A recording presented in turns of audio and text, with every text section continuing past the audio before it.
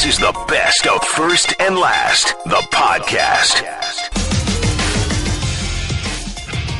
The Spurs spent pretty much all of last night chasing shadows, chasing ghosts, chasing the Rockets around the court to really no avail in a game that, from the very onset, seemed to be completely out of reach. The Houston Rockets take game one in San Antonio, 126-99, and I promise that sounds way closer than it actually was. This was a thorough drumming in every sense of the word, so much so that now we've got to have the conversation. Are the Rockets for real? Sports Talk 101. Is this a team we're going to buy into as championship contenders based off game one of the second round? And as corny as that sounds, I'm inclined to say yes. This is kind of where I'm at with this Houston Rockets team because we've talked about it pretty much all year. They kind of represent a style of basketball that's become much more commonplace and accepted now. I mean, you look at the teams that are putting out monster offensive outputs in the league right now. Another one of those teams being the Cleveland Cavaliers that got a 116-105 win over Toronto that we'll talk about in a little bit. But Golden State 2 years ago really seemed to be the one out in front taking a lot of shrapnel for this. Now, Mike D'Antoni's been doing this for a while. This has been the philosophy around his style of play, going back to Phoenix, New York, all these other stops where you saw this in play, but even by his own admission, he said, I was going out there with 70-75% of what I really wanted to do and installing my style and my way of doing things. But now I've gone full bore. Now I've left nothing in the tank.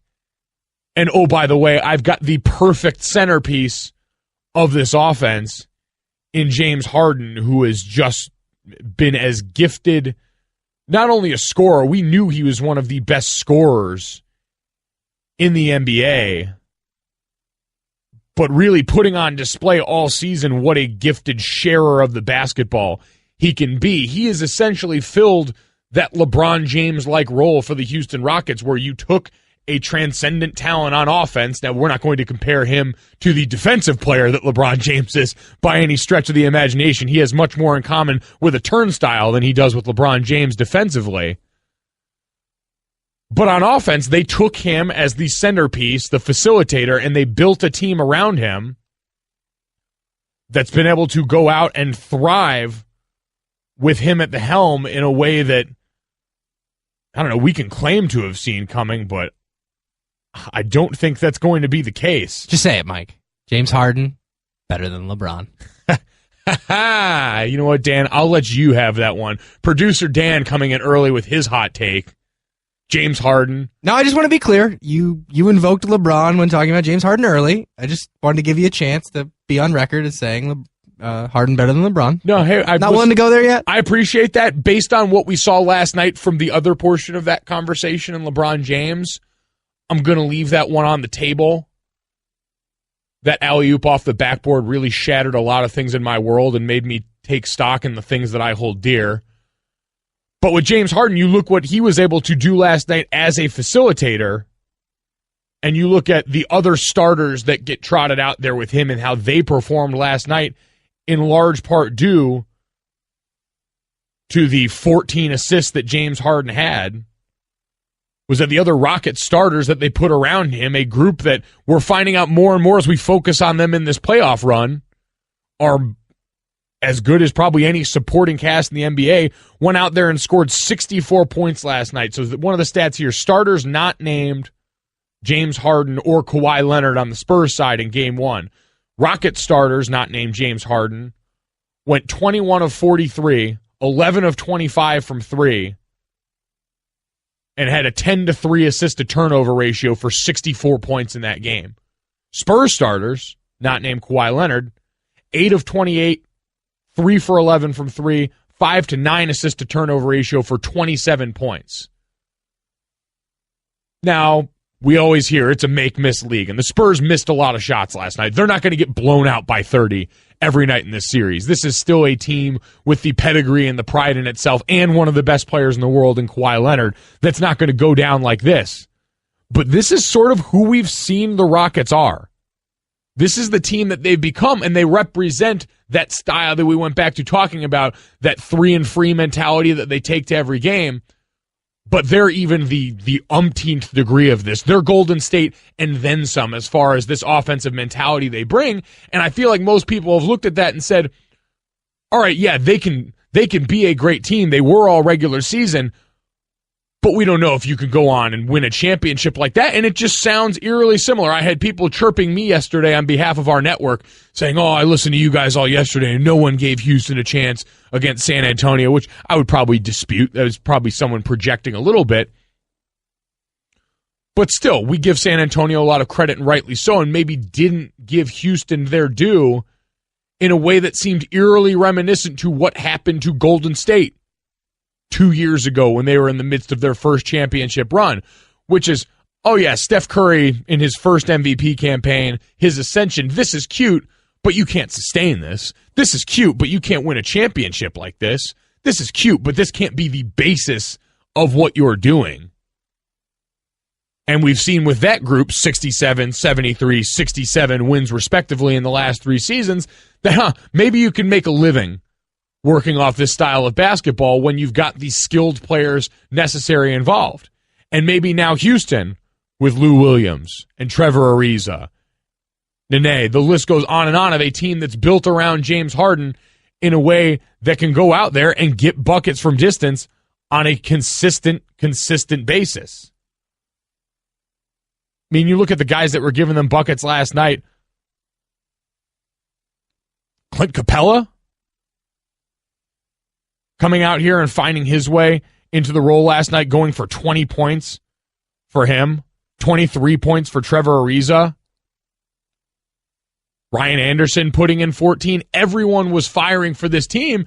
And so I think it's sort of time to stand up and take notice and say this is probably a team that, yes, won't defensively match what Golden State's got, but seems every bit ready to challenge and contend. First and last, the podcast. Greg Popovich, out of what would have been understandable despair after the game last night, Pop, in his usual press conference glory, after a game where his team was non-competitive. I mean, Pop called a timeout as early into this game as you'll see, really a couple of timeouts, just absolutely laying into his team for some of the defensive effort that they were given. I saw it was David Lee that caught a lot of that heat from Pop on the sideline early in the game when you saw the way this was going to go, where it seemed like it was already too late. And so understandably, Pop be a little salty after that one last night. And so when asked about what happened last night, Pop gave us his standard response. We lost, and they won, and they played better. Okay. Say no more. And so you figure, all right, Pop's going to pop. This is the brand he's built. And a lot of people get on Pop for moments like that and hate when he's short and terse in the media. We do it with Bill Belichick, but as the wise man says, get it how you live. That's the brand that they've built up. They've got that as their body of work. We know that's the MO. And so it makes moments like this all the more shocking, where in the most surprising of places possible, and maybe a testament to exactly what Houston did, they broke down Greg Popovich so much that we saw him open up like a beautiful flower. Here it is. Greg, they had a lot of open threes. I was just kidding about more questions. Jesus. No, go ahead. I got nothing to do. Just make sure the wine's back there. So they had the open threes in transition and won multiple battles, but they were also getting a lot of loose balls at times. Does that bother you, frustrate you as a coach when they're winning those effort battles? Well, I don't know if it's fake news or the truth. I really don't. I have to look at the film first. I thought that was kind of a good joke. Nobody laughed. You no politicians in here? We can't give up. We can't give up. Greg Popovich here reminding you to tip your bartenders on the way out tonight. And what's the deal with airline food? Good for the media not putting on the fake laughs for the bad jokes. Normally you get the courtesy laugh there, but even the guys are like, come on, Pop. That's not. Those aren't good jokes. They're like, Pop, man, those fake news jokes. Those are like 2 or 3 months old right now, man. Get new material. But I applaud the effort, and it's like, think about how backwards this is. That like any other coach, the ones we're used to seeing get up there and give you the coach speak answers after games, would be sitting there probably searching for answers, coming off a game where you literally couldn't do anything. And yet with Pop, the other version comes up to where you break him down, and he's got answers for everything. He's got personality for days. It completely switches it up to a point where you feel like the Houston Rockets kind of broke Greg Popovich last night in a very strange way. Dan, you're shaking your head at me like you don't agree. I just don't. I think it's a situation where Pop's been in the league a long time, and they got run out of the gym so bad that I think he just accepted that the loss was a loss. And I think we get these guys, the Pop being Pop stuff, in really emotional situations. Tight game, right after a loss, and then that's when you get to see the pure emotion. But in a game where you knew you were going to lose an hour and a half before you had to face the media and you kind of already started thinking about game 2, I think it was more a Pop just, he had already come to such an acceptance of what had happened and was already on to game 2 that, whatever, let's have some fun and let's get out of here and we'll be back. No, that's a fair point. And Scotty Oates tweets in on the 1-800-Flowers.com Twitter feed. Pop might have got into that wine way before the interview. So to your point, maybe he had really come to grips with the loss and started moving on in the way that he kind of referenced there as part of the deal. Well, you tell me. I mean, I don't mean to drudge up old memories. No, but, I think you do. You were part of a pretty tough loss on a very large stage. If you want to remind the listeners, and then I know you want to remind them. It was 42-10. That game technically didn't happen anymore. Is that correct? That is true. Stay woke, by the way. If they're going to take all the wins, they can catch a very large L, by the way, to NC2A. Give them back. But no, yeah, that's kind of the running joke I've always had is that, that game was really close and fun and enjoyable for the opening kickoff. And then after a while, now the difference is there was no game 2 in that setting. That was a one-and-done championship model where, unfortunately, I had 3.5 quarters to contemplate my college football mortality and kind of process all those emotions that made the post-game press. I remember sitting in the locker room after that game where they tell us, all right, listen, in the BCS and the championship games, there's open media available in the locker rooms after the game, so compose yourselves and come in. I'm like, compose yourself. I was doing that in the fourth quarter. When Alabama was running out the clock, I had plenty of time to work through those feelings. Now, it was still tough. But to your point, I get it, is you've already processed a lot of that stuff in a setting where you didn't think you were going to. And for Pop, it's even easier. Like, I had to sit there and reconcile that we had just let a prime moment slip away. Pop's thinking, were you here for the playoffs in 2016 by any chance? Where it seemed like every other game went like this, where we had competitive series that went the distance, but we also, in the meantime, set a record for blowouts in a postseason in the NBA. So this was par for the course last year in a way that Greg Popovich can look at with a veteran team. Now, veteran is slowly starting to just mean old for that team, especially in the backcourt. But he knows with these guys, there's a lot of basketball in there, so he doesn't have to worry about them being shell-shocked by this or this having any sort of lasting effect.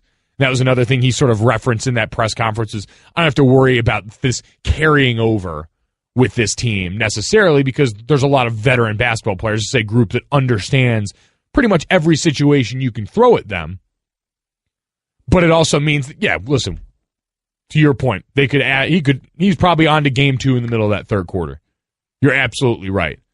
But it doesn't make the alarming bit of personality there from Pop that we see pop up every now and then, but just in the unlikeliest of places last night, any less jarring. And, maybe lying if I said I didn't greatly enjoy a little bit of Pop love out there. Let's just remember this moment where you said I was right. Cherish it. You go ahead and hold on to that one, Dan. I know you need this. We're going to let you have this. Doesn't happen very often. First and last. Justin Coe tweets in, man, did the Cavs Rockets give the Raptors and Spurs, respectively, the business last night. The Spurs still in 7, his prediction. The Raptors, I don't think they will recover, could get ugly. And that referencing the other game that we saw in the NBA last night that seemed every bit just as out of reach. Now, the margin of victory wasn't quite there. The Cavs get a 116-105 win over the Raptors in the first round, where they seemingly always were able to keep Toronto at arm's reach. Wasn't quite the 50 3-pointers, 22 made the way that Houston had, but listen, the Cavaliers still 34 3-point attempts, 14, shot 41% from 3. And oh, by the way, for the crowd that said, oh yeah, Toronto built to stop this Cavaliers team, went out and got Serge Ibaka during the season, pushed all their chips into the middle of the table. LeBron James says, hold my beer. But Mike, don't forget, the Raptors never win Game 1. That is true. Worth noting, the Raptors, 10th straight Game 1 loss? They haven't won a Game 1 since 2001. So the Raptors do this. That's in their wheelhouse, in their repertoire. LeBron James, the body of the game, does this, and by this, I mean catch alley-oops off the backboard. Lowry between the circles, watched by Irving, heads to his left, gets a double, trying to steal into Ibaka, picks off by LeBron, up ahead to Irving, only Lowry can stop him, Irving on the backboard, oh, LeBron hammers it home, LeBron with a left-handed jam, he finishes the Irving feed, and Dwayne Casey wants an early timeout as this place is jumping. That is your moment of yeet, presented in the course of last night's game. That was the exact moment I knew that this game was over. I almost dared the Cold Takes Exposed Twitter account. That highlight, by the way, courtesy of WTAM. Almost dared the Cold Takes Exposed Twitter account to come at me, bro. Last night, I tweeted out right after that play, congratulations to the Cavs on their Game 1 win, because that's a backbreaker. You can't look up and see that occur within the body of a professional basketball game. Two guys just lobbing backboard alley-oops off each other. I played enough NBA ballers to know that's possible in a video game setting. Shouldn't exist in real life, but here we are. Come on, Mike. The score was 10-3. The game was over then. I mean, easy to say that in retrospect. Come on. You know what? It was easy to say it right there and then. And it's not just me saying it now. You can go back, check the timestamp. Check the timestamp. I got the receipts for this. I can back it up. But LeBron James, you know what? For most other people, for 99% of the free world playing basketball, that would have been the highlight of your night. But again, LeBron, hold my beer, James, felt differently. Here was him talking about a moment during the game. For anyone who might have missed it, LeBron James goes careening over to the sideline, doesn't crash full on into the beer lady that's walking the sideline, but gets close enough in proximity where he decides that because basketball is so easy for him and the second round of the Eastern Conference playoffs is such a joke to him at this point, he can grab a beer and just pantomime a little swig. And he talks about this in the postgame presser. Nah, I was upset at myself because I had an and one opportunity and I didn't finish, left it short. And, my momentum just took me to the sideline, and I'm not going to run over our beer lady. And she had one, in her hand, so I took it out of her hand. But not much of a beer guy. If she'd have had some red wine, I probably would have definitely took a sip. Come on, man. Can anyone else get away with saying that other than LeBron? LeBron can't get away with saying that second part. I think he can. Well, he's going to because it's LeBron, but I don't want to let him off the hook for this because he was so close to immortality. This close. And if he had just left it alone, he still would have been right there. The red wine joke kind of brings that back down a touch.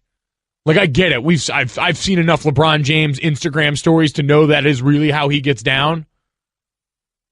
Like, it's kind of weird to say I've watched another man have a red wine dinner in his driveway, but 2017 is a strange time to be alive. But you can't tell me, in the body of that game, if he had actually gone over there, hit that sideline, and slammed that beer in real time, if all of the people left remaining in the anti-LeBron camp, and hell, maybe even some people in the Jordan camp would have kind of looked up and shrugged and been like, all right, you're the dude now, like, you got this. Even Jordan, for all the things we know about the quote-unquote flu game and some of Michael's extracurricular activities, never did it during a game, could have cemented a legacy, and instead we're left with red wine jokes. He was the second NBA personality to make a red wine joke, because Pop referenced having wine during his postgame. What's up with these guys? That is true. It's a big red wine night last night. The NBA. Well, I mean, listen, LeBron James is 32 years old. He's a grown man. I sense a marketing opportunity here because we know the NFL is heavily sponsored by beer. This is a great time for like a really crafty red wine. What do you call them? I guess they wouldn't be brewers. What's the? I don't know. Winery. A winery. No, a vineyard. A vineyard to get in on the action. That's the word we're looking for. Vineyard CEO, if they have those, needs to jump in right now and take advantage of this opportunity. Well, I mean, would there really have been a better opportunity though for a vineyard to come in than a couple years ago when Amari Stoudemire was taking full on red wine baths? Like, I feel like if LeBron's really serious about this, get in the tub. Let them know you're really about the red wine life. Speaking of about that life, we got to deal with this guy. Marcus Smart comes out from the other day. The Boston Celtics, they cruise. They get their first win of round 2 against the Wizards. They start down big in that game, as we mentioned, come back and really put it out of reach. But a guy that didn't play up to his standard was Marcus Smart. So much so that apparently Marcus Smart felt compelled to make the executive decision to pull himself out of that game. Said, I wasn't playing well, other guys were playing well. I made the decision to take myself out of that game. Here's the quote from him. I just decided to take myself out. Things were going wrong, and I was making a couple of mistakes. Everyone else was playing good, so I decided to take myself out and let those guys keep going and really calm myself down and get ready to go back in the game and finish the game. Just turnovers and those silly fouls. I know I can't make those mistakes. I just wanted to take myself out, get myself together, and cheer my team on. And now I'm looking for the quote here because I didn't see this the first time. But producer guy Dan brought this up to me. And I'm very interested to get the fan reaction, not only on this statement, but just on this line of thinking in general. Here it is. At the end of the presser, he snuck this in. I think it was a selfless act to be able to understand, obviously, right now, that things aren't going well for you. But this guy, he's been playing really well, so why should he come out when he's playing really well and not you? So I decided to take myself out. So he selflessed himself in this instance. People always say you shouldn't tell people that you're great. You should let other people tell you that. I think that goes doubly for the idea of being selfless. Like, you can't go out there and pat yourself on the back for your own perceived altruism. And I say perceived because how are people going to look at this? Because last year during the Eastern Conference Finals, when Kyle Lowry did something very similar, when they were facing off against the Cavs, went back in the locker room to said he wanted to blow off some steam. It was like 2 minutes and change left in the half. At that point, said I needed to go in there and blow off some steam. And I feel like we crushed him pretty well for that. Now Kyle Lowry is one of the stars of that team, one of the stars in that backcourt tandem. Are we going to do the same thing to Marcus Smart here, or do people fall on that side of things where they admire him for being as self-aware in that moment? Because usually, especially on the basketball side, we talk about loving the strong-willed guys, the guys that are going to go out there and fight through things. Now, there's the point of diminished returns. That name is Russell Westbrook, where you see too much of that in the fourth quarter and we pull back and say, all right, there's got to be a governor here. But usually, don't we say that's not really your decision to make? Usually, as the athlete, you're supposed to try and be strong-willed enough to work through these things. So I'll throw this out to you guys, 888-729-3776. Was this actually selfless from Marcus Smart, or was he passing the buck in this moment in a way that we're not comfortable with? 888-729-3776, 888-SAY-ESPN, or you can get us at the 1-800-Flowers.com Twitter feed, at ESPN Radio, at M. Golic Jr. 57. And I'm genuinely curious as to what fans think on this, because I look at this and say, man, that's not your call to make. It isn't mine to reason why. You go out there and you play. You figure out a way to work through this. And I was as self-aware a player as anyone. But even I don't fully understand this idea of the not the self-check, the self-check-out. First and last. Chris Dumigan tweets in, can the media stop being so hypocritical? If Smart stayed in the game and they lost, you would crucify him. Now this, which is it? A fair point in its own right, but I still can't shake the idea of a guy making that call that usually is left into the hands of a coach. You can say this is professional basketball, those relationships are different, but it still feels odd. As odd as it would feel not being able to be with mom on Mother's Day, but if you can't, you can still show her you care with 1-800-Flowers.com. Right now, you can order 30 assorted tulips for $30. That's $1 a tulip, Dan. Go to 1-800-Flowers.com/ESPN. Quick math for you. No, you don't. Your brains never stop impressing me. Ever. Gifted would be the way I describe it. Some other tweets coming in here right now. Michael Fall tweets in, 100% agree as a player. You give 110% until coach says you're out. And that to me is where I feel like, especially with NBA fans, that's more of the mentality that we tend to laud. Like, we don't tend to be as receptive to, and we definitely don't tend to praise someone for being self-aware, someone for being in the moment, as he would describe it, selfless like this. We usually want someone to go out on their shield and really have that mentality the entire way through. Let's go. Speaking of someone involved in the playoffs, let's go to Damian in Toronto. Damian, you're on first and last with Mike Golic Jr. What's going on? Not too much. How are you? Good. How you doing? Good. About the Marcus Smart thing. I like it. I'm a little bit on the fence, actually. I like it because as a professional player, your job is to do whatever it takes to help your team win. And if you're not feeling it, this is the playoffs. You don't have the luxury of saying, I'm going to stick it out and try to grind through it or whatever. If you feel you're jeopardizing your team, you should go out. That being said, you go to your coach and you say, I want out because of this, this, and this, and he makes the decision. But I don't think you take yourself out of the game and bypass your coach like that. I mean, there's got to be some sort of a structure there. Yeah, no, we appreciate the call, Damien. My issue would be much less with that because the relationship is different at the professional level with your coaches, especially in the NBA, where we sometimes diminish the value of those coaches a little bit too much. But as far as the structure and the chain of command with the actual act itself, that's sort of negligible, but I guess it's the mentality behind it that gets interesting to me, because you sort of take that out to its logical end. And really, for me, the first thing I thought of, oddly enough, was Remember the Titans. When you had Ryan Gosling, who was an absolute liability, just getting roasted playing corner in that game, openly admits, Coach, I can't cover him, walks over there, gives his job away. Now, ultimately gets the redemption narrative and gets to come back in the championship game, help his team, et cetera, et cetera.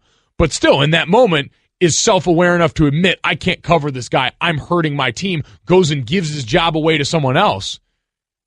And I was sitting there in the theater like, what are you doing? That ain't your call to make. Like, you wait for Denzel to come over there and yank you out of this game. But that's sort of exactly what we saw last night. And just for me,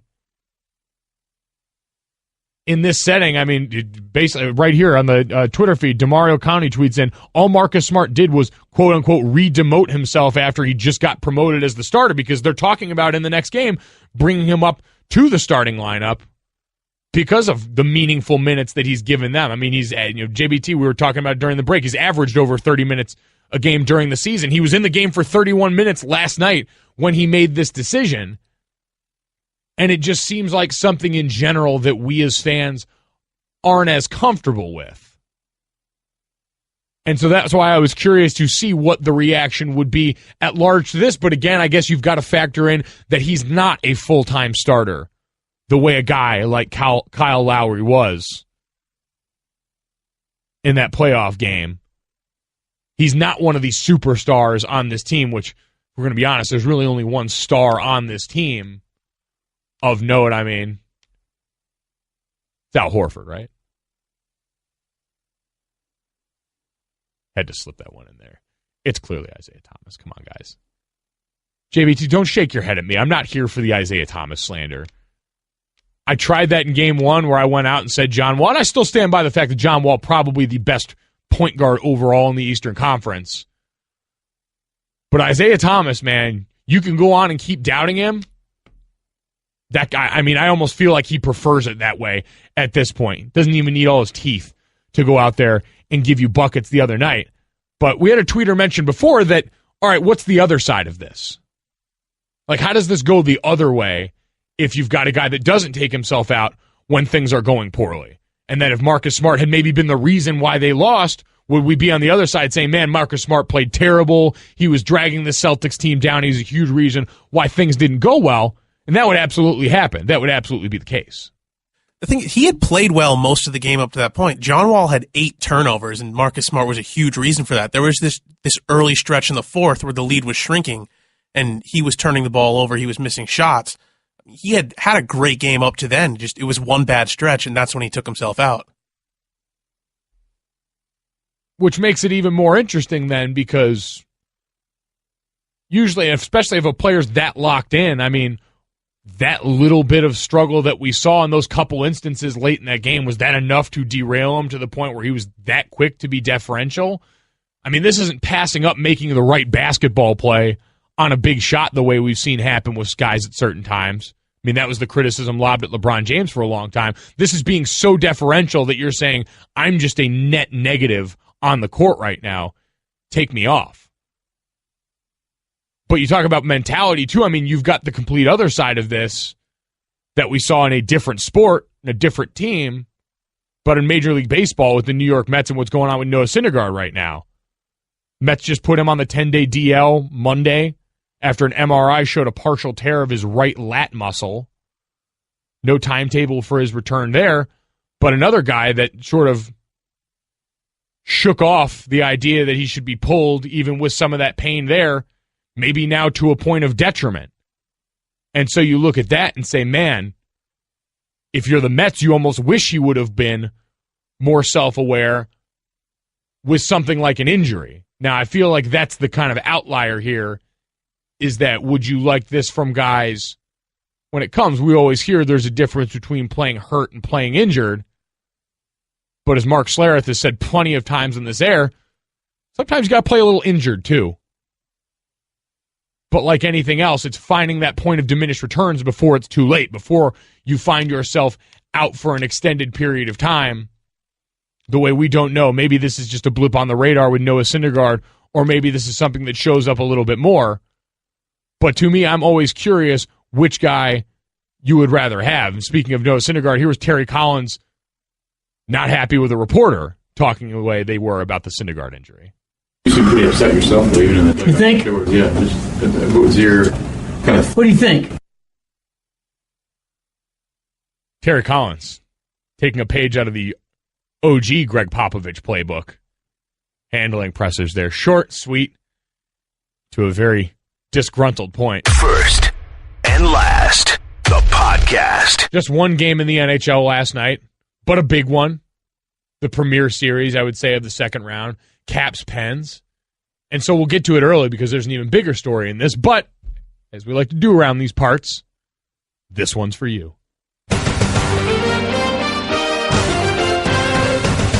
This one's for you, hockey guy. Kuznetsov, the drop down to Shattenkirk, going cross ice and picked up by Backstrom. Into the Pittsburgh zone. Shattenkirk with a little bit of room. A wrister, he scores! He scores! Kevin Shattenkirk has scored! It's a winner for Washington in Game 3 on a game winner from Kevin Shattenkirk! Good morning, good afternoon, and good night, Pittsburgh! That call courtesy of Caps Radio 24/7. An exciting win. The Pens come back from down 2-0 in that third period. Force the game to overtime. Before that game-winning goal, seals it. Just a quick nod, by the way, to the scorer of that overtime goal in Shattenkirk. Here, let me pull this up quick. I thought it was an interesting note on the situation. Kevin Shattenkirk scored the game-winning power play goal in overtime to seal the deal. Entering this game, he had never scored a power play goal, a game-winning goal, or an overtime goal in 55 career playoff games. So uncharted territory all the way around for him, but also uncharted territory for Pittsburgh. And what was the much bigger story of the game, a hit in the first period that left Sidney Crosby out of the game for the rest of the game. Patrick Hornquist to defense. Up ahead to Crosby. Left side. Got a man going. Here's Gessel. Moves him in. Back to Crosby. And front. But a poke check by the goaltender. Holtby sends it away. Penalty coming up against the Capitals. Sid's hurt. Oh, and boy. Sid is down. Crosby down to the left of Braden Holtby. I think he got crushed by Matt Niskanen from behind. He's still down. Oh, Mikey. This is rotten. Sid was curling and dragging to bring it around Braden Holtby on the 2-on-1 with Jake Gensel.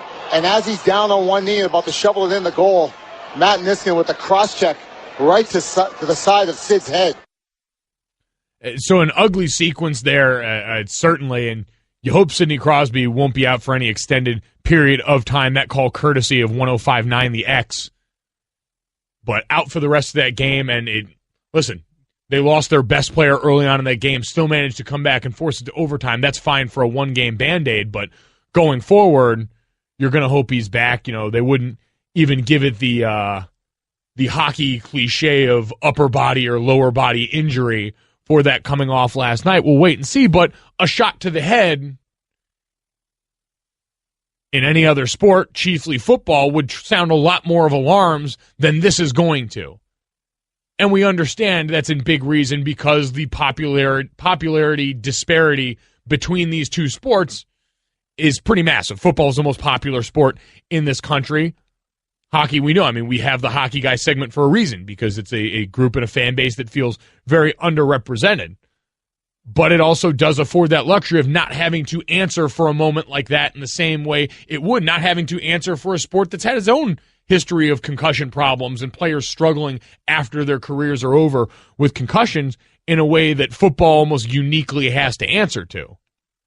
And, you know, to that end for football, I thought there was a pretty interesting piece worth noting on SB Nation yesterday. Spencer Hall wrote it just about the future of football and where the game goes now that we've seen the concussion lawsuits play out in a bigger deal. Now that just in general it's become much more of an upfront topic the way it really hasn't been in other sports, and that's in large part due to the popularity. But I just thought it was interesting that now we look forward to the future of one sport where we've become increasingly more uncomfortable with the brutality of a sport that for so long was defined by it, that was defined by the gladiatorial nature of football, while at the same time we don't really think twice about that hit that happened the other night in the NHL.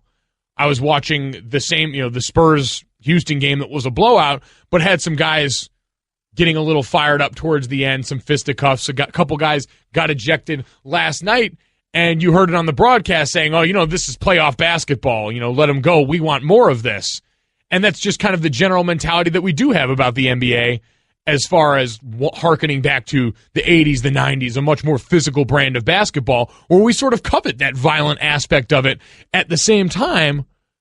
But it's also different because you don't have the consequences that we've now been shown on the back end that force people to being uncomfortable. Because, I remember watching football. One of the plays that sticks out to me in my mind, defining football for me coming up as a fan, was watching Sheldon Brown absolutely destroy Reggie Bush in the flat of that Eagles-Saints playoff game.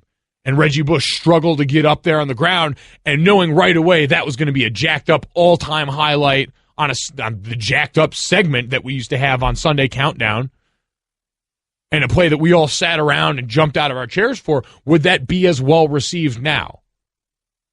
Would people sit there now knowing what we know about injuries in general? And just, I think the general backlash that started with head injuries and our discomfort there and has translated into a general more of a look at the game and how we see those moments, because like anything else, when something's wildly popular, more kids are doing it too. And this article pointed out, how it changes at the youth level and what changes the game can make. And a lot of them are ones that we already see implemented. It's already a more wide open, spread out game. We know it's more of a nickel league in the NFL right now. We know it's more of a spread offense, passing league style deal, even on down at the youth levels. And is that enough? Are those enough of the changes?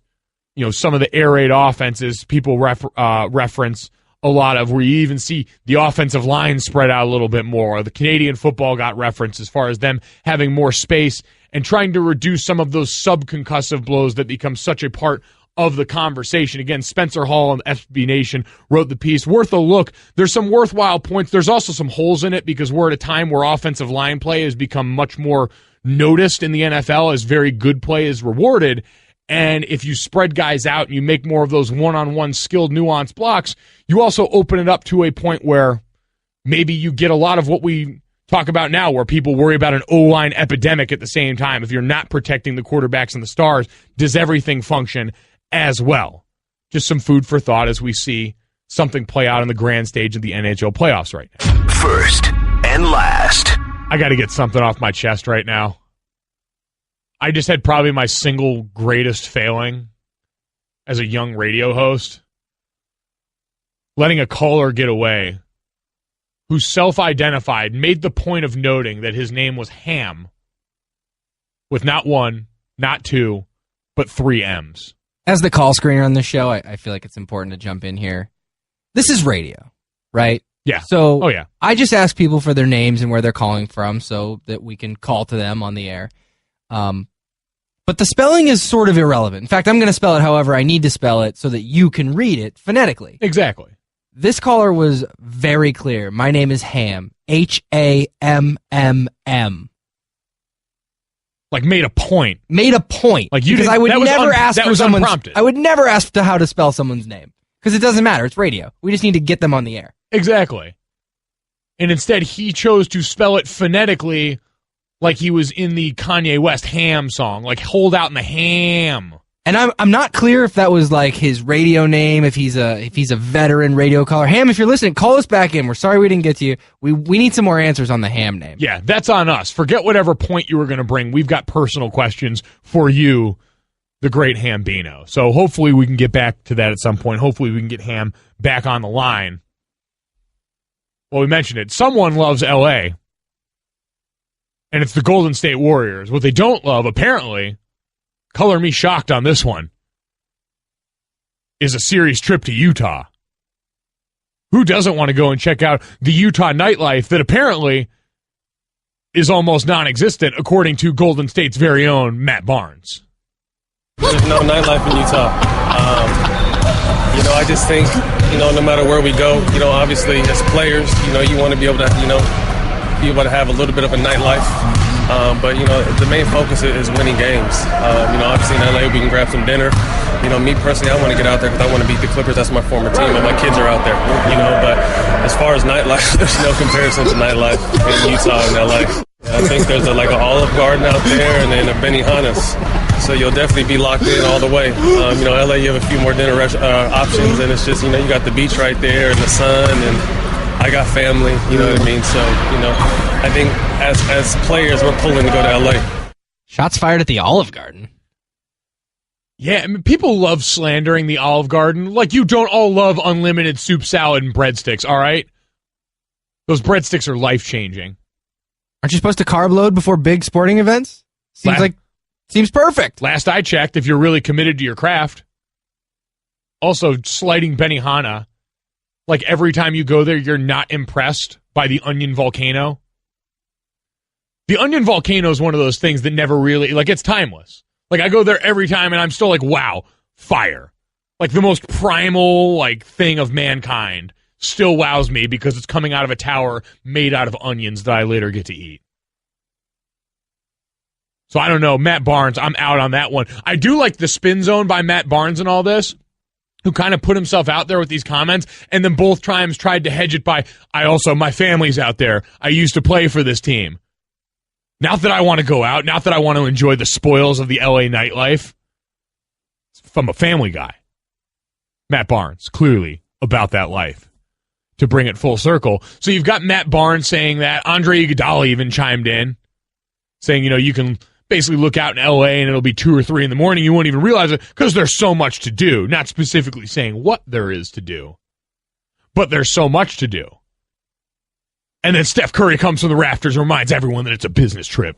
Guys are disciplined. They know how to handle themselves, whatever city. Obviously, most of the guys here are more familiar with L.A. than Salt Lake City. But at the end of the day, if you're worried about extracurriculars during the playoffs and that's your priority, then you got it twisted already. So it's a business trip wherever we end up going. I feel like I could feel in that sound the wry smile on Steph Curry's face. Like, I know I have to say this because I'm the face of the organization, but none of us want to go out to Utah. Like, I feel like this is something everyone can empathize for. Like, yes, we understand they need to be locked in, but this is also a Golden State team that, as much as we say Utah was the better choice as far as coming out of the first round between them and the Clippers to give Golden State a bit more of a competitive series, we mean competitive in the way that the speed bump gets raised a couple inches on the way to Golden State absolutely climbing all over this one. Do you worry about this being sort of an arrogance on the part of Golden State, that they would even get into stuff like this? Oh, this has been who Golden State is, though. Like, we go back to a couple years ago. Like, we had the heel turn with Golden State a long time ago, I feel like, to where before the Kevin Durant talk of them being the villains because of that, like, this was the team where Steph was shimmy shaking and biting his mouthpiece in front of everyone, and they were running up scores in a lot of games. Like, we stopped liking this Golden State team in the cutesy-wootsy way we had built them a long time ago. But that's all well and good, coming off a championship and a 73-win season and well on your way to a second consecutive championship. But I feel like once it fell apart last year, you're not on top anymore. Stop acting like it. Does it feel that way, though? Like, have we given anyone else a real chance at all for most of this season outside of Golden State? Cavs are the champs till they're not the champs no more. We can say that, and it's the right thing to say, and but it kind of feels like lip service to me. Like, all season long, it's been, can anyone stop Golden State? I mean, when Kevin Durant was even out, it was, do they even need Kevin Durant to win the championship? That's how good this team has been all season. So, and again, 67 wins, championship, 73 wins, all-time great season. Blow a 3-1 lead to lose the championship, so do it pretty famously, and then follow that up with 67 wins again this year and adding one of the 3 best players in the world. If anyone can get away with being arrogant, like, this is the team version of LeBron James picking up that beer on the sideline of the game last night. This is what they can do. Worth noting, the Utah Jazz get their response in there. Joe Ingles responded to the slander of the Olive Garden and the Benihana and the Utah nightlife. I haven't thought about the nightlife for about 12 years. So you're asking the rock, I can tell you one place to go in America. I mean, it's one of those things. Obviously, I love Utah. I think it's a great place. It's good to be able to focus on our job, our basketball, and what we do. And I mean, for them, if they want to go to LA, they still go to LA between the games if they want. They got enough money to pay for a jet to go over for the night and come back on game day. So if they want the entertainment, more than they can drive to Vegas too if they really want. I'll hire the car for them if they want. That's a man who gets it right there, because as good as Utah looked and as much we talk about their depth and Gordon Hayward and having enough guys to make it competitive, this is still a team that's going to need a lot of help. And Vegas or Los Angeles would certainly help out their cause a little bit. So maybe, I don't know, Joe Ingles, you and that accent, maybe really look into that car service. Now, I hope no one out there is really buying into the fact that this is going to be a Golden State team that's anything but locked in. And to that end, like, there is something to when you're in a little bit of more of a remote location, and it might have been Draymond or Steph, I forget who, but in some other comments sort of hinted, being on the road does galvanize you in a weird way like that. Like, just in general, I always enjoyed playing on the road more because it is just you and the guys on your team band together against everything else, and whether that's in the stadium or not, like, you just tend to kind of hug each other a little tighter. You don't have your friends and family that you've got at home, so it puts you in a sort of unique space like that. And I'm sure you'll see that from Golden State still, especially after they're all coming off the onion volcano at Benihana. I can't stress enough how still cool that is. Thank you for listening to the First and Last podcast. You can listen and subscribe to all ESPN podcasts in the Listen tab of the ESPN app. First and Last.